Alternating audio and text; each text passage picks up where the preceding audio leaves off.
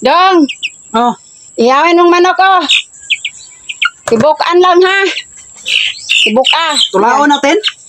Minatan niya. Bigyan mo ng kapayas. Anong bigyan? Lagyan?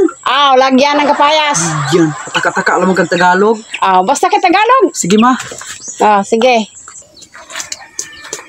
Ito ang tutorial ng pagluluto ng manok na tinibuok mga kaduhal.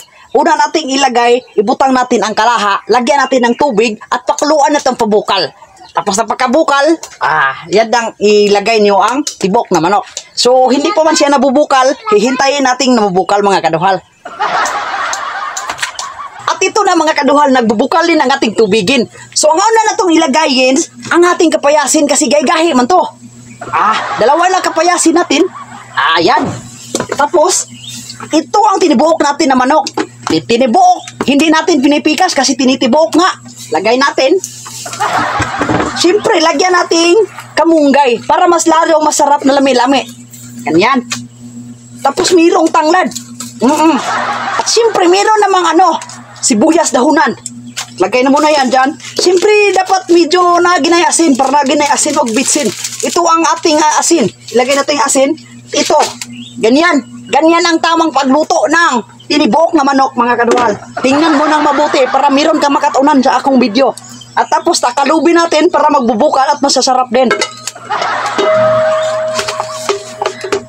Yan. At ngayon mga kaduhal, kay medyo nagbubukal nagmaayo, tikman natin kung anong lasa.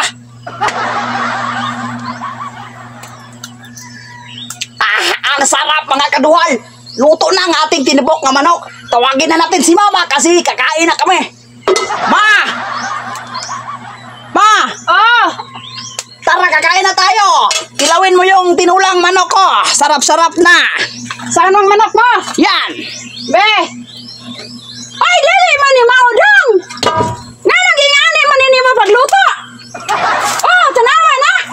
Mau mo na sa YouTube. Nakita na ko sa YouTube. Sus, ginoo ko ni Maudong! Saan na sa pagkaon anang? Hasta sulanan sa asin, gilunod! Hasta bitsin! Sabi mo tinibok, kaya hindi ko pinipikas yun ang mga Ang manok! Yan ang tinitibok. Tagapila ng balhiba! Yan ang tinitibok. Sus, magkapaitang anak ka magluto! Nakikita ko sa YouTube, yan ang tinitibok. Mauna diha kay magsunod-sunod na ng YouTube! Kakainin mo lahat. Pati ang Berta!